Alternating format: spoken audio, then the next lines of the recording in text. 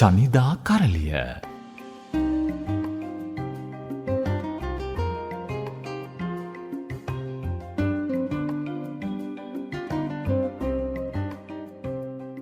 ශාස්ත්‍රීය ලේඛනය නොඇලුණු දුරස්ථ භාවයකින් යුතු රිද්මයෙන් ලියවේ නම් රචනාව රචකයාගේ හැඟීම් වලට ඉඩ තබන්නා වූද පාඨකයාගේ භව කම්පනය ඉලක්ක කරගන්නා වූද ලේඛනයකි. පෞද්ගලික අත්දැකීමකින් බිඳක් ජීවන තොරතුරු ස්වල්පයක් රචනාවෙහි අඩංගු කරමින් මාතෘකාවට ප්‍රවේශ විය හැකිය. ඒ නිසා එවන් රචනා කියවන කල සුහද මිතුරෙකුද උණුසුම් හදවතක් ඇති කෙනෙකුද අප අමතන්නාසේ දැනේ. ඇතැම් විට රචනාවේදී පරිකල්පනීය අවස්ථාවලට ඉඩ ඇත. භාෂාත්මක අලංකාරවලටද ශාස්ත්‍රීය ලිපිවලට වඩා රචනාවේ ඉඩ තිබේ. ශාස්ත්‍රීය ලිපිය බොහෝ විට කර්මකාරකයෙන් ලියවෙන එක්තරා රාජකාරීමය ස්වරයක් ඇත්තකි. රචනාව බොහෝ විට කර්තෘකාරයෙන් ලියවෙන පෞද්ගලික සංනිවේදනයක ස්වරය ගත්තකි. ශාස්ත්‍රීය ලිපිය රාජකාරී ලියුමක් නම් රචනාව ආදර හසුනකි. මම ඉදිරිපත් කළේ ඔබට සිතුවිලි සිටිජය නමින් මීට වසර 1මාරකට පමණ ඉහතදී මහාචාර්ය ලියනගේ අමරකීර්ති විසින් නිකුත් කරන ලද අන්තර් සංස්කෘතික විඥානයේ ප්‍රසාරණයේ උදෙසා තුලනාත්මක රචනා යන ශීර්ෂය යටතේ උද්ෘතය යටතේ පළවුණු කෘතිය.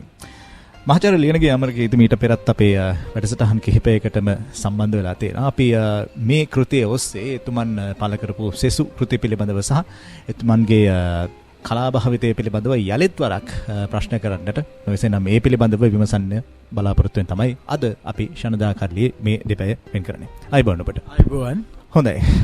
අපි සිතුවිලි තිජයෙන් පටන් ගමු. මේක මම හිතන්නේ ඔබ නිකුත් කරපු කෘති අතර සුවිශේෂ කෘතියක්. මා මේහි ඔබ මේ හැඳින්වීමක් හැටියට ලියලා තිබුණු කෘතියක් තමයි පළ කරේ. නැත්නම් මෙහින් කොටසක් තමයි පළ කරන ලද්දේ.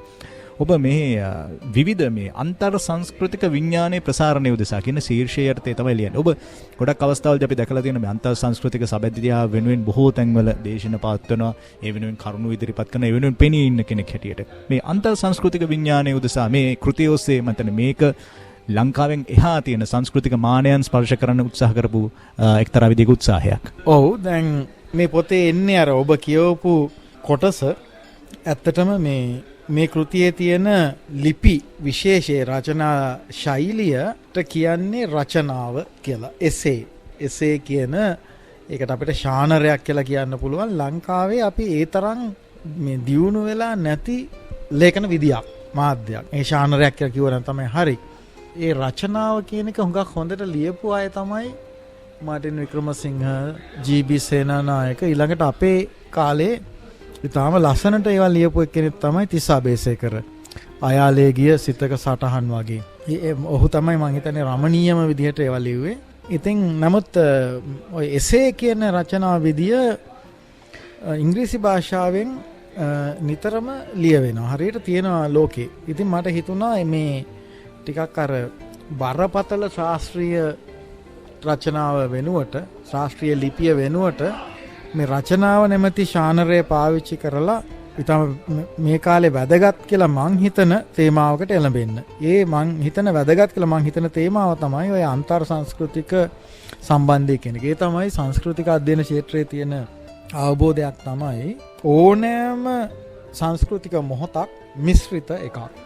ඒ කියන්නේ දැන් ඕනෑම අපි හිතමු අපේ සංස්කෘතියේ පරිම වැදගත්ම අවස්ථා නිකන් අපි ඉතිහාසයේ ඔස්සේ ආපහු ගියොත් අපිට තියෙනවා අද්විතීය සාහිත්‍ය උරුමයක් සීගිරිය. ක්‍රිස්තු වර්ෂ 7 වෙනි සියවසේ සිට 9 වෙනි සියවස දක්වා මේ සීගිරි බිතුසිතුවම් බලන්න ගියාය ලිව්වයි කියලා හිතන කවි වගයක් තියෙනවා. ඒවා කොච්චර මේ වැදගත් රචනා විශේෂයක්ද කියනවා නම් ඒ වගේ සමහර රචනා සමහර කුරුටු ගී ලියන්න බෑ සෑහෙන හොඳ සාහිත්‍ය විඥානයක් දැනුමක් නැති කෙනෙකුට. එතකොට අපිට සීගිරිය ගැන ආඩම්බර වෙන අතරම අපිට සීගිරිය වෙන් කරන්න බෑ සංස්කෘත සාහිත්‍ය සංස්කෘතියෙන්. සීගිරියේ ගී ලියපු බොහෝ දෙනෙක් සංස්කෘත සාහිත්‍ය ලෝකේ මොනවද උනේ කියන එක දැනගෙන හිටපු අය. අපි සිංහල සාහිත්‍යයේ වැදගත් උරුමයක් විදියට සීගිරිය දකින අතරම අපි තිරස් අතරත් බලන්න ඕනේ. ඒ ජයග්‍රහණයත් එක්ක තව දේවල් සම්බන්ධයි. විශේෂයෙන් සාහිත්‍ය සංස්කෘතිය. මේ සංස්කෘත සාහිත්‍ය. ඊළඟට අපි තව මොහොතකට ගියොත් එහෙම අපේ ටිකක් පැනලා ගියොත් එහෙම ටිකක් අපි 19 වෙනි සියවසට එමු. 19 වෙනි සියවසේ අපිට හම්බ වෙනවා නවකතාව, කෙටි කතාව, කියන්නේ ප්‍රබන්ධ කතාව කියන එක අපිට හම්බ වෙනවා. ඊළඟට 1924 විතර වෙනකොට අපිට හොඳම කෙටි කතා ලිය වෙනවා වික්‍රමසිංහ අතින්. 44 වෙනකොට හොඳම නවකතාත් ලිය වෙනවා. හැබැයි වික්‍රමසිංහගේ මේ ජයග්‍රහණය අපිට තේරුම් ගන්න බෑ රුසියානු, ප්‍රංශ, ඉංග්‍රීසි නවකතා වලින් වෙන් කරොත් ඒ ජයග්‍රහණය. ඒ කියන්නේ එක අන්තර් සංස්කෘතිකයි. හැබැයි ඒ වගේම ඔහුගේ ඒ සාහිත්‍ය ජයග්‍රහණය අපේ සාහිත්‍ය උරුමයටත් සම්බන්ධයි. ඒක ජාතක කතා වෙන්න පුළුවන්, සද්ධර්ම රත්නාවලිය වෙන්න පුළුවන්. ඒවත් අපිට තියෙනවා. ඒ අතරෙම එක්තරා තිරස්මානයකදී අපි සම්බන්ධ වෙනවා සෙසු ලෝකයක් එක්ක. අපි තවත් ටිකක් ඉස්සරහට පැනලා මේ නූතන පද්‍ය දිහාට එනකොට අපිට 50 ගණන් වෙනකොට අපිට හම්බ වෙනවා නිදහස් පද්‍ය කියලා එකක්. නිදහස් පද්‍ය කියන එක ද සිරි ගුණසිංහ වගේ අය අතින් මම හිතන්නේ ඊටාම ඉහළ මට්ටමකට එනවා. හැබැයි ඒ ඔහුගේ ජයග්‍රහණය තේරුම් ගන්න බෑ පේරාදෙණිය ඇතුළේවත් සිංහල සාහිත්‍ය ඇතුළේවත් විතරක්. ප්‍රංශ, ඉංග්‍රීසි සාහිත්‍ය ආభాසය නැතුව නිදහස් පද්‍ය කියන එක ලංකාවේ ඇති වෙන්නේ නැහැ. එතකොට තිරස් අතර යනකොට අපිට පේනවා අපේ මේ සංස්කෘතික ජයග්‍රහණයට තව රටවල් සම්බන්ධයි කියලා. ඊට පස්සේ තව ටිකක් ඉස්සරහට පැනලා එනකොට අපිට හම් වෙනවා කෙටි කවිය. 80 දශකයේ 90 වෙනකොට පොඩ කෙටි කවි జాතියක් හම්බ වෙනවා. ඒක අපිට වෙන් කරන්න බෑ ජපන් හයිකු වලිනුත් චීන කවි වලිනුත්. එතකොට නොඑක ආකාර වලින් ජපන් හයිකු කවිය, චීන කවිය අපේට බලපාලා තියෙනවා.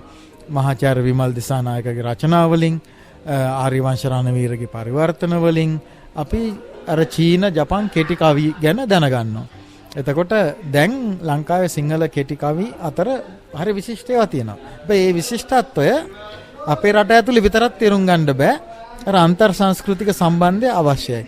ඔන්න ඔය වගේ දේවල් ගැන කතා කිරීම සඳහා තමයි මේ අපි තනි ජාතික භාෂාවක් ඇතුළේ තනි වෙච්ච මිනිසු නෙමෙයි අපි කියන එක ජනතාවට අපි කියන්න ඕනේ. ඒ සාකච්ඡාවට ගන්න ඕනේ. එහෙම සාකච්ඡාවට ගත්තයි කියලා අපේ අනන්‍යතාව නැති වෙන්නේ නැහැ ඇත්තටම. අපේ අනන්‍යතාවයට තව වටිනාකමක් එනවා. අපි විවෘත මිනිස්සු, අපි බෙදා හදාගත්තු මිනිස්සු, අපි ලෝකෙට දේවල් දීලා විතරක් නෙමෙයි ලෝකෙන් දේවල් ගත්තු මිනිස්සු කියන කතාව අපි අපේ අලුත් පරම්පරාවලට කියන්න ඕනේ. අර කෙටි කවි ගැන කියපු නිසාම මට මතකයි අර මේ නන්දන වීරසිංහ සහ මේ ආර්යවංශ රණවීර කියන කවියන් එකතු වෙලා කරා 3 පෙති 4 5 පෙති කෘතිය. ඒ කෘතියේ පෙරවදනේ සඳහන් වෙනවා මේ කෙටි කවිය කියන එක පිළිබඳව සඳහන් කරද්දී ඔබ සඳහන් කරපු මේ සීගිරි යුගයේදී අපේ බොහොම දියුණු කවියක් තිබිලා තියෙනවා කෙටි කවි විශේෂයක්. එවැනි කවි ලියන්න නම් ඒ කාලේ කොයිතරම් රසවතුන් සහ නිර්මාණශීලී මිනිසුන් ඉන්නේ නැද්ද, එහෙම පසුබිමක් තියෙන්නේ නැද්ද කියලා. ඒ කියන්නේ ඔබ මේ සඳහන් කරපු දේවල් එක්ක මේ අපිට තිබිච්ච දෙයක් මොකක් හරි එකක් නිසා කාලෙකදී අපෙන් ගිලිහුණාද, අපෙන් නැති වුණාද, නැත්නම් වියකුණාද, වෙන දේවල් ඒ වෙනුවට පැමිණියාද? දැන් ඒක ඇත්තටම හොඳ ප්‍රශ්නයක්. මට ඇත්තට මේ පෙරවදනේ තිබුණු කාරණේ මට මතක තිබුණේ නැහැ. ඇත්තටම ඒගොල්ලෝ එහෙම කියනවා තමයි. දැන් අපිට තිබුණා අපේ සම්ප්‍රදාය ඇතුලේ මුක්තක කියලා සම්ප්‍රදායක් තිබුණා. ඒ කියන්නේ ආඛ්‍යානයක් රහිත කෙටි කවි జాතියක් අපිටත් තිබුණා. නමුත් අපිට හම්බ වෙනවා 12 වෙනි සියවසෙන් පස්සේ සියබස් ලකර තියෙනවනේ. සියබස් ලකරෙන් කියනවනේ පෙදෙන් බුදු සිරිත කියලා. සිංහල භාෂාවෙන් පද්‍ය ලියනවා නම් බුදුන්ගේ චරිතය ගැන තමයි ලියන්න ඕනේ කියන එක. මම හිතන්නේ ගොඩක් කවියෝ මේ උපදේශය ටිකක් බරපතල විදියට අරගෙන අපිට එතනින් පස්සේ හම්බ වෙන්නේ ආඛ්‍යාන කාව්‍ය තමයි. ඒවා මහා කාව්‍යෙම නොවුනත් අර ඛණ්ඩ කාව්‍ය කියලා කිව්වත් ටිකක් දිග කවි. ඊට පස්සේ අපිට 15 වෙනි සියවසට යනකොට සංදේශ වලට ගියත් අපිට හම්බ වෙන්නේ ටිකක් දිග කවි. අර කෙටි කාව්‍ය සම්ප්‍රදාය මැකිලා යනවා. ඉතින් දැන් ඔය රණවීර වගේ අය කියා සිටිනකොට අපිට කෙටි කවිය ආවේ හයිකි වලින් විතරක් නෙමෙයි අපේ ඉතිහාසෙත් ඒක තියෙනවා. ඒක ඕනනම් ඇත්තටම ඊටත් වඩා සීගිරියටත් එහා ඈතට අරන් යන්න පුළුවන්. අපි තේරිගී වගේ ගත්තොත්, පාලියෙන් ලියවුණු තේරිගී ගත්තොත් ඒවා හයිකු වලට වඩා කියන්නේ මේ ව්‍යුහෙන් හයිකු වගේ නොවුනට අත්දැකීමෙන් හයිකු වගේ. දැන් හයිකු වල තියෙන්නේ යම්කිසි කුඩා දෙයක් පිළිබඳ නිකම් භාවනාත්මක ආවර්ජනයක්. දැන් මට මෙතන පේනවා නම් හිතන්නකෝ චූටි මාළුවෙක් ටැංකිය එක ඉන්නවයි කියලා. මම ඒ ගැන භාවනාත්මකව ලියන කෙටි කවියක් හයිකු වලට වඩා ටිකක් දිග වුණත් ආත්මීය වශයෙන් ඒ අත්දැකීම වශයෙන් හයිකු වලට කිට්ටුයි. මොකද ඒකෙදි කතාවක් කියන්නේ නැහැ. ඒක ජාතක කතාවක් ඕනේ නැහැ ඒ ගැන ලියන්න. අර චූටි මාළුවා පීනනකොට තියෙන අර්බුදය ගැන. එහෙම කියන්නේ. ඉතින් ඒ අතින් අර සීගිරි කෙටි කවියයි තේරි ගාථා ඊළඟට ජපනීස් හයිකු මේ ජපන් හයිකු චීන කෙටි කවි නොඑක ආකාරවලින් එකිනෙකට සම්බන්ධයි කියලා අපිට කියන්න පුළුවන්. එකම උරුමය. ඉතින් මිනිස්යන්ගේ කලාත්මක උරුමය විවිධ මූලාශ්‍ර වලට ණයයි. ඕනම වෙලාවක ඒක ණයයි. හොඳයි. අපි අද මහාචාර්ය ලියනගේ අමරකීර්ති සමග මේ ශනිදා කරලියේ කතා කරමින් ඉන්නේ. එක්ක මේ අපි කතා කරමින් ඉන්නේ සිතවිලි සිතිජ කෘතිය ඔස්සේ මතු කරන තවත් කාරණා තියෙන. අපි මේ ගීතෙන් අනතුරුව මේ පිළිබඳව විමසමු. ශනිදා කරලිය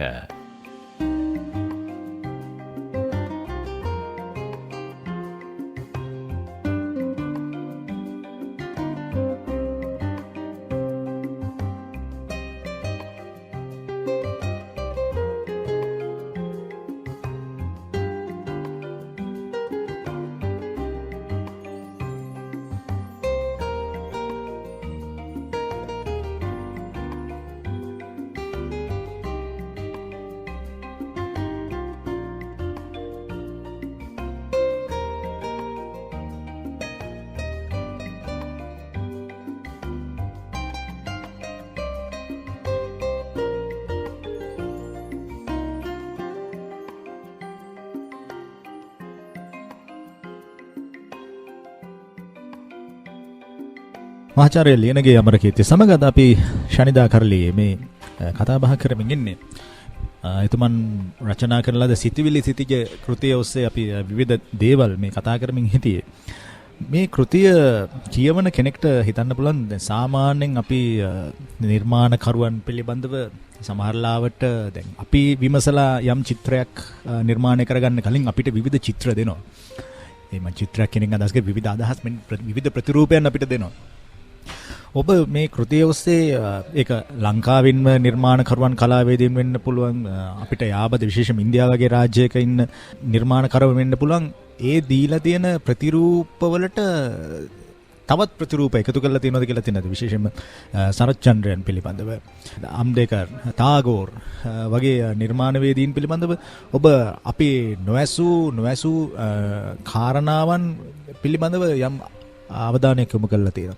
මතන මේ නැවත කියවා ගැනීම මේ අපේ પરම්පරාව දැන් සාමාන්‍යයෙන් ජ්‍යෙෂ්ඨ પરම්පරාව විසින් අපිට ලබා දීලා තියෙන ඒ කියවීම අපි එලෙසම බාරගත යුතු නැහැ. නමුත් ඊට වඩා වෙන කියවීමක් මේ ඔස්සේ දෙන්න උත්සාහ කරලා තියෙනවා කියලා කිව්වොත් මේ කෘතිය ඔස්සේ ඔබ ඊට එකඟයිද නැත්නම් මේ ඔබේ බලාපොරොත්තුවද අරමුණක්ද? ඔව් මෙහෙමයි. දැන් හැම යුගයකම ඉන්න මේ දැන් සාපේක්ෂ වශයෙන් දැනුගත් මිනිස්සු ලේඛකයෝ සාහිත්‍යකාරයෝ විශ්වවිද්‍යාලාචාර්යවරු වගේ අය Tamanට කලින් හිටපු අය ගැන අලුත් තක්සේරුවක් කරන්න අවශ්‍යයි. ඒක මම හිතන්නේ හැම પરම්පරාවක්ම Tamanට කලින් තිබුණු ජීවිතය ගැන තක්සේරුවක් කරන එක ගොඩක් හොඳයි. ඉතින් මට තේරිච්ච දෙයක් තමයි ඔය ඔබ කියපු චරිත සරච්චන්ද්‍ර, තාගෝර්, නේරු, ගාන්ධි, අම්බෙඩ්කර් වගේ අය ගැන ඉන්දියාවේ ඉංග්‍රීසි භාෂාවෙන් නිරන්තරයෙන් අලුත් පොත් ලියවෙනවා. දැන් උදාහරණයකට රාමචන්ද්‍ර ගුහා එහෙම දැවැන්ත පොත් දෙකක් ලිව්වා India before Gandhi, India after Gandhi කියලා. ඒ ගාන්ධිගේ ජීවිත කතාව වගේ. ඒකේ ඉන්දියා ගාන්ධි බිෆෝ ඉන්දියා පළවෙනි පොත තියෙන්නේ ගාන්ධිගේ දකුණු අප්‍රිකානු ජීවිතේ. ඊට පස්සේ ඉන්දියා ආෆ්ටර් ගාන්ධි දෙවෙනි පොතේ තියෙන්නේ ඉන්දියාවට ඇවිල්ලා ගාන්ධි කරපුවා. ඇත්තටම දැන් අවුරුදු දෙක තුනකට කලින් මේ පොත් දෙක පළ වුණේ. පිටු පොත් දෙකේම ගත්තාම පිටු 2000ක් විතර තියෙන ලොකු පොත් දෙකම. ඉතින් ඒකෙදි රාමචන්ද්‍ර ගුහා ඊට කලින් මේ චරිත ගැන මේ ගාන්ධි චරිතය ගැන ඊට කලින් කවුරුවත් දැනගෙන හිටපු නැති දේවල් ගවේෂණය කරනවා. ඉතින් එහෙම ඒ වගේ දැවැන්ත චරිත අපි රියලි බලන්න ඕනේ. ඒ චරිත සංකීර්ණයි. ඒවා දිහා ඒ වගේ ප්‍රතිමාන තියෙනවා අපිට සෑහෙන කාලෙකින් පස්සේ එළිදරව් වෙන. ඒ වැඩේ තමයි මම මේ ටිකක් කරන්න හැදුවේ මේ පොතේ. දැන් උදාහරණයකට දැන් මේකේ එක රචනයක තියෙනවා මේ නේරු වගේ අය ගැන. නේරු මිය යන වෙලාවේ නේරු කියලා කියන්නේ තාම උගත් දේශපාලනඥයෙක්. දකුණු ආසියාවේ එතෙක් මෙතෙක් බිහි කරපු උගත්ම දේශපාලනඥයා කියලා කියන්න පුළුවන්. ඒකේ උදාහරණයකට මම එක මේ පොතෙන් කුඩා කෑල්ලක් කියවුවොත් මෙහෙම කියන්න පුළුවන්. රාමචන්ද්‍ර ගුහා ඔහු ගැන මෙහෙම කියනවා ඔහුගේ එක පොතක. ඔහුගේ ප්‍රභූ සමාජ පසුබිම හා ඔහුලත් යටත් විජිත අධ්‍යාපනය තිබියදීත් දුගී දුප්පත් ඉන්දියානුවා දෙස සහනුකම්පිකව බලමින් ඒ ඉන්දියානුවා සමග ගැවසුණු කෙනෙකි. විවිධාකාරයේ සමාජ විෂමතා සහිත ඉන්දියානු සමාජය තුළ සාධාරණය ඇති කිරීම පිණිස ඔහුටම ආවේනික සමාජවාදයක් පරිකල්පනය කළ කෙනෙකි. ලෝකයේ පුරා ප්‍රකාශ වූ මනුෂ්‍ය විශිෂ්ටත්වයට ආදරය කළ කෙනෙකි. විශිෂ්ට සාහිත්‍යයට ඇලුම් කළ රසවතෙකි. නේරු ඉතාම තියුණු සාහිත්‍ය රසිකෙක්. දැන් අපි එහෙම දැන් අලුත් දේශපාලනඥයෝ දේශපාලන ක්ෂේත්‍රයට එන තරුණ අය එහෙම අනිවාර්යෙන් කියවන්න ඕනේ ජීවිත කතාවක් තමයි නේරුගේ ජීවිත කතාව සහ ඔහු ගැන ලියවිලා තියෙන ලිපි ලේඛන. විශිෂ්ට සාහිත්‍යයට ඇලුම් කළ රසවතෙකි. තම ජීවන ලාලසාව වර්ධනය කරන බුද්ධිමත් ස්ත්‍රීන් සමීප සුහදිනියන්සේ ඇසුරු කළ ආදරවන්තයෙකි. නේරු ගැන අපි දන්න දෙයක් තමයි එයා බුද්ධිමත් කාන්තාවන්ට හරි කැමති එක්කෙනෙක්. ඒවා නිකම් ප්‍රේම සම්බන්ධතාවම නෙමෙයි. ඒගොල්ලෝ එක කතා බහ කරමින් පොතපත ගැන සාහිත්‍ය කලා ගැන සංවාදයේ යෙදෙන්නම හරි ආසයි කෙනෙක්. ඉන්දියාවේ අවසන් ආණ්ඩුකාර මවුන්ට් බැටන්ගේ බිරිඳ එඩ්විනාද සරෝජිනී නායිදු කිවිදියගේ දියණියද නේරුගේ ආදරවන්තයන් අතර සිටි බව කියවේ. ඒ දෙන්න එක්කනම් ආදර සම්බන්ධයක්ම තිබිලා තියෙනවා. නේරුගේ අවසන් වසරවල ඔහු මුණ ගැසී ඇති ඔක්ටාවියෝ පාස් රමණීය වැකිවලින් නේරු චරිතය මෙසේ හසු කරගනී. මේ ඔක්ටාවියෝ පාස් නොබෙල් ත්‍යාගලාභී මෙක්සිකානු කවියා කියනවා නේරු ගැන මෙහෙම. වෙහෙසට පත් වූ බවක් ඔහුගෙන් පෙනෙන්නට තිබුණේ වුවත් නේරු වෙත පැවති මනබඳන බව නිසා මම සෑම විටකම පුදුමයට පත්වීමි. මේ ඉන්දියාවේ හිටපු තානාපති මෙක්සිකානු තානාපති නොබෙල් ත්‍යාගලාභී කවි ඔක්ටාවියෝ පාස්. ඔහු මෙහෙම කියනවා. අකලංක ලෙස සුදු ඇඳුමින් සැරසී සිටි ඔහු සිය කබා කොළරෙහි රෝස පොහොට්ටුවක් ගසා සිටියේය. දේශපාලනය සහ ස්ත්‍රිය යනු ඔහුගේ මහා ජීවන ලාලසා දෙකය යන්න අනුමාන කිරීම කිසිවෙකුට අපහසු නොවීය. දැන් මෙන්න මේ වගේ තොරතුරු මං හිතන්නේ අර ඒ වගේ ප්‍රසිද්ධ චරිත ගැන අපි සාමාන්‍යයෙන් අවධානය යොමු කරන්නේ නැති ඒවා. ඒ වගේ තොරතුරු ඇසුරෙන් ඒ ජීවිත ආපහු බලන්න ලැබෙන එක මං හිතන්නේ ඉතාම වැදගත් දෙයක්. තේම මෙතන මේ සිරී ගුණසිංහයන් පිළිබඳව ඔබ සිරී ගුණසිංහගේ කවිය පිළිබඳ විවිධ මතවාද මෙතන අපි ජන්මය ලබන්නට පෙර ඔහු ඉපදිලා ඔහු කරපු නිර්මාණ පිළිබඳව යම් සංවාද තියෙද්දි මෙතන අපේ પરම්පරාවට අර අපි කියපු චිත්‍රවලට වැඩිය වෙන චිත්‍රයක් කියන්නේ වෙන කරුණු කිහිපයක් ඔස්සේ අපිට ඒ චිත්‍රයට වැඩිය තවත් චිත්‍රයක් මවා ගන්න පුළුවන් වෙන ආකාරයට ලියලා දෙනවා. ඇත්තටම සිරී ගුණසිංහ හඳුන්වා දීපු කවියාරය ඔබේ හැදෑරීමට අනුව එවකට තිබුණු මතවාදයන් එක්ක ටිකක් ගැටෙනවා කියලායි මට හිතෙන්නේ. ගැටෙනවා. ඒ ඉතින් ඇත්තටම ඕනම යුගයක විශිෂ්ට සාහිත්‍යකාරයන්ගේ කාර්යය තමයි එහෙම ගැටෙන වැඩ කරන එක. විශේෂයෙන් ඒ කාලේ හිටපු ප්‍රධාන සාහිත්‍ය විචාරකයෝ මාර්ටින් වික්‍රමසිංහ ඇතුළු බොහෝ දෙනෙක් සිරී ගුණසිංහට පහර දුන්නා. ඒ වගේම කොළඹ කවි ධාරාවේ හිටපු අය කොහොමත් පහර දුන්නා. නමුත් අද වෙනකොට අද වසරකට කවි පොත් 200ක් විතර පළ වෙනවා.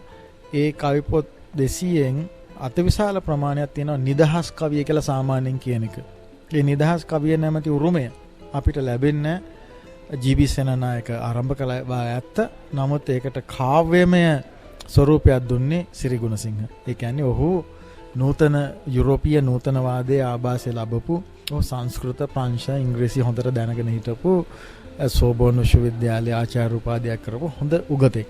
අපිටත් හොඳට මුල් තිබුණු නිර්භය මිනිස්සෙක්. ඒ වගේ නිර්භය චින්තකයෝ හැම යුගයෙම ඉන්න අවශ්‍යයි. එහෙම නැතුව සමාජ බුද්ධිමය වශයෙන් නින්දට වැටුනොත් ඒ නිසා වෙන්නේ ඊටාම ගතානුගතික අදහස්, ප්‍රශ්න නොකරන ලද අදහස්, පරීක්ෂාවට ලක් නොකරන ලද අදහස් ස්ථාවර වෙන එක. මම නම් හිතන්නේ පෙරදින සාහිත්‍යයේ වැදගත්ම චරිත දෙකක් ඉන්නවා. එක්කෙනෙක් ගුණදාස අමරසේකර, අනික් එක්කෙනා සිරී ගුණසිංහ. ඒකෙදි නොනවති සාහිත්‍යයේ තියෙන්න ඕනේ සමාජ පරිවර්තනීය මුවහත ආරක්ෂා කරගෙන හිටපු කෙනා තමයි සිරිගුණසිංහ. ඉතින් මම හිතන්නේ මගේ ඔය සිරිගුණසිංහ ගැන මේ පොතේ තියෙන රචනයෙන් මම හිතනවා එයා සිරිගුණසිංහ මහත්මයා කරපු දේවල් දැන් මම හිතන්නේ අනුස්මරණීයයි.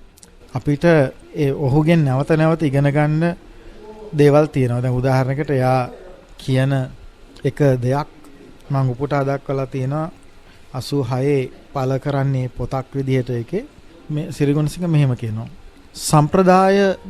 සම්ප්‍රදාය කියා දේවල් තියෙන විදිහටම ආරක්ෂා කරගන්න හදන අය ඉන්නවනේ. ඒ අය සම්බන්ධයෙන් මෙහෙම කියනවා. සම්ප්‍රදාය හුවා දක්වන හැම උගතෙක්ම හැම පඬිතෙක්ම අදහස් කරන්නේ පැරණි වූ හැම දෙයක්ම පැරණිකම නිසාම අගය කළ යුතුය යනුයි. නැත්නම් සමාජයේ මුල් බැසගත් හැම දෙයක්ම මුල් බැසගත් නිසාම මුදුනින් පිළිගත යුතුය යනුයි. එවැනි කොයි දෙයක් හෝ ලේෂ මාත්‍රයකින්වත් වෙනස් කිරීම ජාති ද්‍රෝහීකමක්ය, සමාව දිය නොහැකි අපරාධයක්ය. මේ අදහස වැරදි අදහසක් බව පෙන්වා දීමට අටුවා ටීකා උවමනා නැත. ඒකෙන් ඔහු ඇත්තටම කියන්නේ නෑ සම්ප්‍රදාය කියලා කියන්නේ නිරන්තරයෙන් විනාශ වෙමින් යන දෙයක්. නිරන්තර සංවාදයක් අවශ්‍යයි සමාජයක සංස්කෘතික විකාශනය සඳහා කියන එක. ඒවා ඒ කාලේ ඔහු 50 60 70 දශකයේ මේවා වය නැතුව ලියලා තියෙනවා. ඒ විවාද ඇති කරලා තියෙනවා. ඒ අතින් ගත්තාම මම හිතන්නේ සිරිගුණසිංහ අපිට හිතපු ඊටාම නිර්භීත නූතනවාදියෙක්. ඒ වගේ චරිත හැම પરම්පරාවකම ඉන්නට අවශ්‍යයි. වාසනාවකට අපේ પરම්පරාවෙත් එහෙමයි ඉන්නවා. ඔබ ඔය කියපු නිර්භය බව නොයසේන මේ කරපු නිර්මාණ බය නැතුව එලි දැක්වීම සඳහා ලංකාවේ කලා සමාජය ඇතුලේ එවක සිට අද දක්වා ලැබෙන්නේ සංවාදයේ වෙනුවට පහර දීමද? ඔව් හැබැයි මෙහෙම දෙයක් තියෙනවා. දැන් ඉදිරියෙන් අලුත් අදහසක් අරගෙන ඉදිරියෙන් යන අය ඒ පහර දීම වලට ලක් වෙන එක ගැන එච්චර කලබල වෙන්න අවශ්‍ය නැහැ. දැන් ඒක මං උනත් මුණ දෙන ප්‍රශ්නයක් ඔක. ඊටාම මම පොතක් ලිව්වොත් ඒකට ගහන්න ලෑස්ති වෙච්ච දෙතුන් දෙනෙක් ඉන්නවා. ඒගොල්ලෝ එකෙන් පොත කියවන්න කලින් මේගොල්ලෝ ලෑස්තිලා ඉන්නේ ගහන්න. ඉතින් ඒක හොඳයි. ඒ හොඳයි කියලා කියන්නේ ඒකෙන් තේරෙනවා කට්ටියක් බලාගෙන ඉන්නවා. දැන් ওই ප්‍රශ්නේ වික්‍රමසිංහට, සිරිගුණසිංහට, සරච්චන්ට දැන් මේ පෙරාදෙණි විශ්වවිද්‍යාලයේ මහා උරුමය කියලා කිව්වට මේ කැම්පස් එක ඇතුලේ මේ මිනිස්සුන්ට කොච්චර කරදර කරාද? මේ පෙරාදෙණිය ඇතුළෙම සිරිගුණසිංහටත් ඒ වගේ දැන් අපි කියනවා අපේ සාහිත්‍ය උරුමයේ දැවැන්තයෝ කියලා. එහෙම නෑ.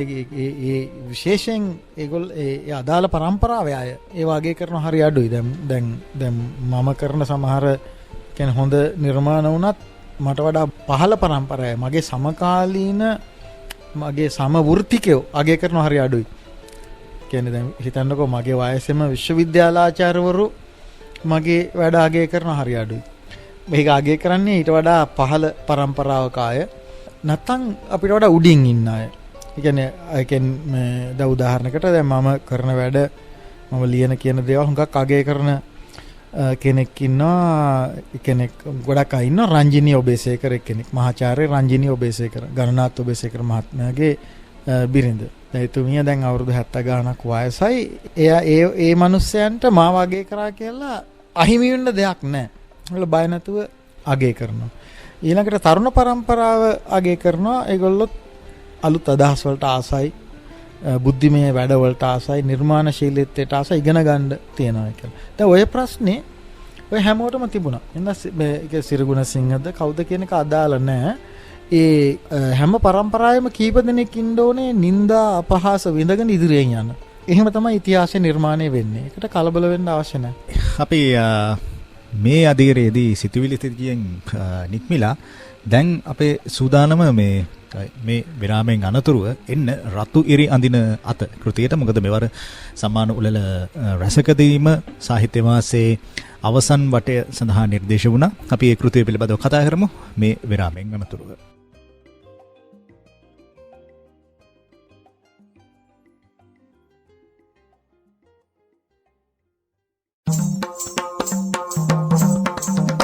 ශනිදා කරලිය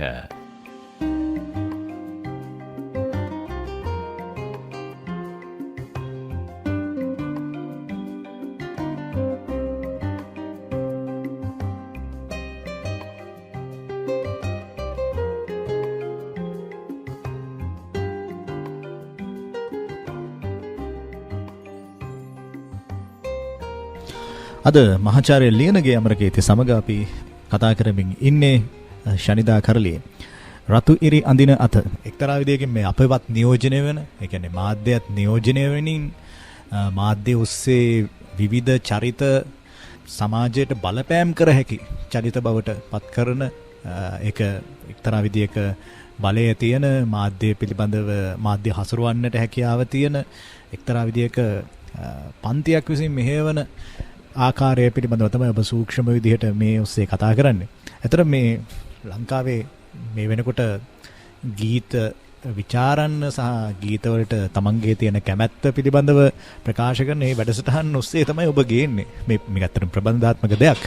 හැබැයි මේ ඇතුලේ මේ කතාව පටන් ගන්න තැන්දලා අවසානයේට එන දක්වාම ප්‍රබන්ධයක් වුණාට මේ ඇතුලේ විය හැකි දේවල් සහ සිදුවන දේවලුත් ඔබ සූක්ෂම විදියට ගොනු කරනවා. මෙන්න මේ සූක්ෂම සමාජ කියවීම කොයි විදිහටද කියන්නේ ඔබ සමාජයත් එක්ක විමසුම් දැසින් ඉන්න කෙනෙක් හැටියටද නොවේසෙන ඔබ සමාජයේ රස්තියාතු ගහන කෙනෙක් හැටියටද නැත්නම් ඔබේ ආචාර්ය ජීවිතයේදී ඔබට මුණ ගැහෙන දරුවන් එක්ක ඔබ මේ කරන ගනුදෙනුවත් එක්කද මේ සූක්ෂම මේ දේවල් හඳුනාගන්නේ නිරීක්ෂණය කරන්නේ? මෙහෙමයි හඳුනා ගැනීම පිළිබඳ කාරණයට මුලින් උත්තර දුන්නොත් මම බොහොම සමාජයෙන් හුදකලා වෙච්ච කෙනෙක් නෙමෙයි.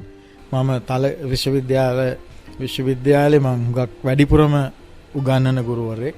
නිතරම පන්ති කාමරවලට යන පන්ති කාමරෙන් පිටත් තරුණ ශිෂ්‍ය ශිෂ්‍යාවන් එක්ක නාට්‍ය වැඩ සංවාද වලට සහභාගී වෙන කෙනෙක්. ඊළඟට සමාජ දේශපාලන කටයුතු වල සහභාගී වෙන කෙනෙක්. සාහිත්‍ය ලෝකයේ ගැවසෙන කෙනෙක්. ඊළඟට මගේ ඔය ඥාති මිත්‍රාදීන් ආරමේ ඇසුරෙන් ගමේ ජීවිතේ ගත කරන කෙනෙක්. ගමේ ගොවියෝ කඩපිලේ එහෙම ඉන්න අයත් එක්ක ගත කරන කෙනෙක්. ඔය වගේ මේ විශාල සමාජ කලාපයක් මට අහු වෙනවා. ඒක මගේ ස්වරූපය නිසා අහු වෙන එකක්. නමුත් දැන් ඔබ කිව්වේ මේක මාධ්‍ය පිළිබඳ කාරණයකට වඩා මම මේ නවකතාව දකින්න කැමති එක බොහොම පුද්ගලිකේද වාචකයක් විදිහට. එක චන්දන කියලා දරුවෙක් ඉන්නවා, තරුණ දරුවෙක්. ඒ කියන්නේ එයා පහේ පන්ති විතර ඉන්නකොට එයාගේ අම්මයි තාත්තයි දෙන්නා ඝාතනයට ලක් වෙනවා අපි නොදන්නා හේතුවකට. මම නවකතාවේදී ඒගොල්ලෝ ඝාතනය වුණේ කොහොමද කියලා කියන්නේ. ඒක අවශ්‍ය නැහැ. ඒ වගේ අනතුරු කාටත් වෙන්න පුළුවන්. එයා තනි වෙනවා. ඊට පස්සේ එයා ටිකෙන් ටික එයා දොස්තර කෙනෙක් එහෙම වෙන්න හොඳට ඉගෙන ගන්න හිටපු ශිෂ්‍යත්වෙත් පාස් වෙලා කුරුණෑගල ලොකු ඉස්කෝලේකට ආපු කෙනෙක්. මලියදේව විද්‍යාලයට ආපු කෙනෙක්. ඉතින් එයා ටිකෙන් ටික ගහගෙන ගිහිලා නවතින්නේ විවිධ හේතු නිසා පාතාල ලෝකේ. එයා පාතාල දාමරිකයෙක් විදියට නෙමෙයි නවතින්නේ, නිකන් පාතාල ලෝකයකට උදව් කරමින් ඉන්න එහෙම කෙනෙක් විදියට. ඊට පස්සේ තවත් ඝාතනයක් සිද්ධ වෙනවා. ඒකත් අත්වැරදීමක්. ඒ සිද්ධ වෙන ඝාතනේ මෙයා වැරදිකරු වෙලා හිර යනවා. ඉතින් මම දැන් කතාව කියවලා නැති අයට හුඟක් බාධා නොකරන විදිහට මම කතාව කිව්වොත් අවුරුදු ගානකට පස්සේ මෙයා කල්පනා කරනවා මම කොහොමද ආපහු ජීවිතේ වෙත එන්නේ. ආපහු පිළිගත් ජීවිතේ මේ පාතාල දාමරිකයෙක් විදිහට නෙමෙයි ආපහු ජීවිතේ වෙත එන්නේ. ආපහු නැවත පිළිගැනීම දිනාගන්නේ කියන එක. ඔය පිළිගැනීම කියන එක හරි වැදගත් දෙයක් මිනිස්සෙකුට. ඒකට මෙයා දකින්නකොට තේරෙනවා මේ කාලේ බොහෝ දෙනෙක් පිළිගැනීම ලබා ගන්න පාවිච්චි කරන දෙයක් තමයි මේ ගී රස වින්දනය. ඒක නිකන් මේ ගෙදරක පැදුරු පාටියේ ඉඳලා රූපවාහිනී මේ වැඩසටහන් දක්වා ගී රස වින්දනය කියන එක හරි ජනප්‍රිය ක්‍රියාකාරකමක්. ඉතින් මෙයා කල්පනා කරනවා මෙයාත් ඉස්සරත් සින්දු කියන්නේ එහෙම දක්ෂ කෙනෙක්. ඒ නිසා මේකම තමයි මට ආපහු මාවම හොයාගන්න තියෙන මාධ්‍ය කියලා ආපහු ගලාගෙන ආපහු ගී රස විඳින්න දන්න කෙනෙක් විදිහට මහාචාර්ය කෙනෙක් විදිහට මෙයා සමාජයට එන්න හදනවා. හැබැයි එයාට එහෙම එන්න එයා ආයෙත් අර ගැලවිලා යන්න හදන පාතාල මේක ඇතුළෙම හිර වෙනවා. එතනින් ගැලවෙන්න බෑ ආයේ. එතකොට ඒ පුද්ගලකේද වාචකේ තමයි මට නවකතාවේ කියන්න ඕනේ පළවෙනි කතාව. හැබැයි ඒ පුද්ගලකේද වාචකයේ කතාව කියලා තියෙන්නේ මාධ්‍ය පිළිබඳව ඔබ සාරාංශ කරපු මේ බල කතිකාව මාධ්‍ය සහ බලය අතර කාරණේ. දැන් එතනදී මම කියන්නේ දැන් පාතාලයට පුළුවන් භෞතික ප්‍රාග්ධනය මූල්‍ය ප්‍රාග්ධනය කොල්ල කණ්ඩ හරි ලේසි. ඒක අපි දැකලා තියෙනවා බැංකු කඩනවා, හොරකම් කරනවා. ඔය සමහර ආයතනවල වැටුප් දෙන දවසේ වැටුප් ඒ සල්ලි ටික හොරකම් කරගෙන යනවා තුවක්කු පෙන්නලා පාතාල දාමරිකයෝ. මෙයා එහෙම කොල්ල කණ්ඩ කැමති නැහැ. එයා කොල්ල කන්නේ සංස්කෘතික ප්‍රාග්ධනය. ඉතින් මම අහන්න හදන්නේ ලංකාවේ අපි ගොඩක් වෙලාවට ඔය ගීරස විඳින තැන්වලම පවා අපි දකිනවා දේශපාලකයයි මහාචාර්යවරයයි පාතාල දාමරිකයයි තුන්දෙනාම එක තැන. මට මේක හිතුණා යකෝ මේක ලංකාව ගැන පුදුම උත්ප්‍රාසයක් නේද? මේ තුන්දෙනාම එකට ඉන්නවා එකම ගීය එකම විදිහට රස විඳිමින්. තේරුණාද? ඉතින් එහෙම වෙනකොට මේ උත්ප්‍රාසය ඒක සාමාන්‍යීකරණය වෙලා තියෙන්නේ. ඉතින් පාතාලයට සංස්කෘතික ප්‍රාග්ධනය කොල්ල ගන්න ලැබෙනවයි කියලා කියන්නේ රටක මේ බරපතල අර්බුදයක්. ඒ ගැන අනතුරු ඇඟවීමක් තමයි මම දේශපාලනික තලයේ නවකතාවේ තියෙන්නේ. දැන් මගේ නවකතා ඔබ අනික් ඒවත් කියලා තියෙන නිසා ඔබ දන්නවා ඇති. මම පුද්ගල ජීවිත කතාවයි සමාජ දේශපාලන කතාවයි එකට වියනවනේ සාමාන්‍යයෙන් මගේ පොත්වල. මේකෙදි ඒ දෙක හුඟක් සමීපව එකට වියලා තියෙන්නේ. මේ කෘතියේ තියෙන්නෙත් මෙන්න මේ ආකාරයට මාරක කතා, හාස්‍ය කතා වැනි ජනප්‍රිය උපශානර ආඛ්‍යාන අංග වේගයෙන් දිව යන ක්‍රියාදාම වලින් යුතු නවකතාවක් සාදන්නට එකලස් කරන රතු ඉරි අඳින අත සරල කලාකාමීත්වයේ සහ මතුපිට සංස්කෘතිකත්ව භාවයේ තුනී ආවරණයේ යටින් නැති සමකාලීන ජීවිතය හසු කරගන්නේ නාට්‍යමය උත්ප්‍රාසය ආත්මය කොටගත් සිද්ධිදාමයක් ඔස්සේ. මනුෂ්‍ය හදවතෙහි ඇති සිව්මැලි ස්ථාන පිළිබඳ අනුවේදනීය චිත්‍රයක්ද ඒ අතරම මෙහි දැකිය හැකිය කියලා තමයි ඔබ මේ කෘතිය ඔස්සේ සම්පාදනය කරන්නේ. හැබැයි අර ඔබ කියපු සංස්කෘතික ප්‍රාග්ධනය කොල්ල කනවා කියන එක තේරුම් ගත්ත ඒකට විරුද්ධව වැඩ කරන විශ්වවිද්‍යාල ශිෂ්‍යයාට අත්වන ඉරණම ඔස්සේ ඔබ නියෝජනය කරන්න උත්සාහ කරන්නේ මේ එකට විරුද්ධ වෙන උදවියට අත්වන ඉරණමද? ඔව් ඒ කියන්නේ විශ්වවිද්‍යාල වගේ තැනක පවා අර ව්‍යාජ ප්‍රබුද්ධත්වයට රැවටෙන හැටි. දැන් ඇත්තටම මේ සිද්ධ වෙන්නේ මොකද්ද කියලා විනිවිද දකින විශ්වවිද්‍යාල ශිෂ්‍යයෙක් ඉන්නවා. ඔහුත් ඒ තරම් නිකන් දේශපාලනිකව කැපවුණු සවිඥානික ਵਿਚාරකෙන් නෙමෙයි. ඔහුට නිකන් ඉබේ වගේ දේවල් පේනවා. ඌ ඉතින් අර Facebook එකේ ලියලා දානවා. නිකන් ඔහුට පුළුවන් දේවල් නිකන් මතු පිටින් පේන එක පොඩක් අනිත් පැත්තට චුට්ටක් හරවලා බලන්න. එහෙම හරවලා බලද්දි තමයි මේක අනාවරණය වෙන්නේ යාට. නමුත් ඔහුට පහර දෙනවා, ගුටි කණ්ඩ සිද්ධ වෙනවා. ඒක විශ්වවිද්‍යාලය ඇතුළෙම. ඉතින් ඒක එවැනි කියන්නේ විශ්වවිද්‍යාල රැඩිකල් ශිෂ්‍යෝ පවා මේ ඔක්කොටම අහුවෙලා ඉන්නේ. දැන් ඇත්තටම කියනවා නම් අර මං ඉස්සෙල්ලා කියන්නේ මහාචාර්යවරයයි, දේශපාලකයයි, පාතාල දාමරිකයයි කියලා මේ එකට ඉන්නවා කියලා අපි මේ සංස්කෘතික ගීරස විඳින තැන්වල මම කියන්නේ විශ්වවිද්‍යාල ශිෂ්‍ය නායකයත් එතන ඉන්නවා. කියන්නේ ඒ භෞතික වෙතන නැතුව ඇති. දෘෂ්ටිමය වශයෙන් එතන තමයි ඉන්නේ. දැන් මේ ප්‍රශ්නේ මම හිතන්නේ ටිකක් සාකච්ඡාවට ගන්න ඕන එක.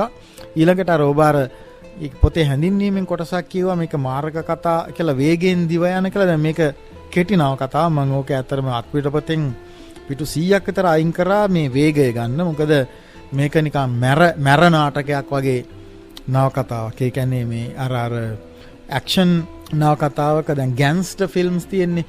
ඒ වගේ නිකන් මේ පාතාල දාමරිකයෝ සම්බන්ධ ආඛ්‍යානයන් නිසා මට ඕනේ වුණා මේ ක්‍රියාදාමයේ වේගය වැඩි කරන්න. ඒ නිසා මම අර කතුවරයාගේ විස්තර කිරීම හුඟක් අඩු කරලා වේගය ගත්තා. මේ අර ඒ චරිතවලට ගැලපෙන්න මේ අවශ්‍ය නිසා. මේ ඔබේ මේ කෘතිය පිළිබඳව මේ ඇතැම් අවස්ථාවලදී අපි දැක්ක ටික විවේචනාත්මකව ලිපි පළ වෙනවා. මේ කෘතිය සම්බන්ධයෙන් ඔබ මීට පෙර ලියපු විශේෂම හම්බකාරක වගේ කෘති ලියපු ඒ සියුම් භාවය මේ කෘතියේ ටිකක් අතුරුදහන් වෙලා වගේ කියලා ඇතමුන් දැඩි ලෙස විවේචනය කළා. ඇතමුන් හරි සමබරල විදිහට මේ කෘතිය පිළිබඳ ඒක විවේචනයක් කියන්න බෑ. ඒක විවරණයක් හැටියට නම් කරන්න පුළුවන්. මේ විවරණ පිළිබඳව මොකක්ද ඔබේ අදහස? එකක් තමයි මේ ගොඩක් පහර දීලා තියෙනවා මම කියවලා නැහැ. මම ගොඩක් සමහර විචාරකයෝ ඉන්නවා ඒගොල්ලෝ මම පොතක් ලිව්වොත් ගහන්න තමයි බලාගෙන ඉන්නේ කියලා දන්න හින්දා මම ඒගොල්ලන්ගේ ලිපි සාමාන්‍යයෙන් මම කියවන්නේ. එකක් තමයි මේ නව කතාවයි අහම්බකාරකයි සංසන්දනය කරන්න බැරි. අහම්බකාරක ලියලා තියෙන්නේ අර 19 වෙනි සියවසේ සම්භාව්‍ය නව කතාව රීතියෙන්. ඒකෙදි මම වෙලාව ගන්නවා පුංචි දේවල් පවා විස්තර කරන්න. චරිත ගොඩනගන්න. මේකෙදි අර චරිතවල මානසික සංකීර්ණතාව වගේ දේවල් මොකක්ද කියලා මම හොයන්න යන්නේ චන්දන කියන ප්‍රධාන චරිතේ ඇර. එයා වටේ තමයි අනික් අවශේෂ චරිතවල චරිත නිරූපණයට මම හුඟක් වෙලාව ගන්න. ඉස්සර පළවෙනි පිටපතේ එහෙම ගොඩක් විස්තර තිබුණා. මම ඒක ඔක්කොම අයින් කරා. අයින් කරලා අර අහඹකාරක ධාරාවේ ලියප එකක් නෙමෙයි. දැන් මම ටිකක් නවකතා කලාව ගැන යම්කිසි අවබෝධයක් ආවට පස්සේ ලියපු නවකතා 4ක් තියෙනවා. අටවක පුත්තු, කුරුළු හදවත, අහඹකාරක සහ රතුවිරි අඳින අත. ඒකෙදි මේ නවකතා 4ම 4 විදිහක්. ඒක ලියන ආකාරය සහ ඒකේ ශිල්පය අතින් 4 විදිහක්. මේකෙදි මම කල්පනා කරන්නේ මට අවශ්‍ය කරන වේගය සහ සංක්ෂිප්තකම සහ මේ සිද්ධි වලට මුල් තැන දෙන කතා කලාවක් මේකේ ගන්න. ඒ හින්දා මං හිතනවා මට උනේ මේක කියලා. ඒක රසිකයන්ට කොහොමද දැනෙන්නේ කියන එක ගැන මට මේ මුකුත් කියන්න බෑ. සමහර කෙනෙකුට ඒක දැනෙනවා නම් මේක අරවට වඩා දුර්වලයි කියලා. ඒක ප්‍රශ්නයක් නෑ. ඒක වෙන්න පුළුවන්. හොඳයි. අපි මේ ක්‍රමිකව අපේ වෙලාව පැයේ පුවත් ප්‍රකාශය වෙත එළඹිය යුතු වගේ සටහන් කරන නිසාම අපි ඒ වෙත යමු. ඉන් අනතුරුව නැවත අපේ මහාචාර්ය ලියනගේ අමරකීර්ති සමග කතා බහට සූදානම්. ශනිදා කරලිය.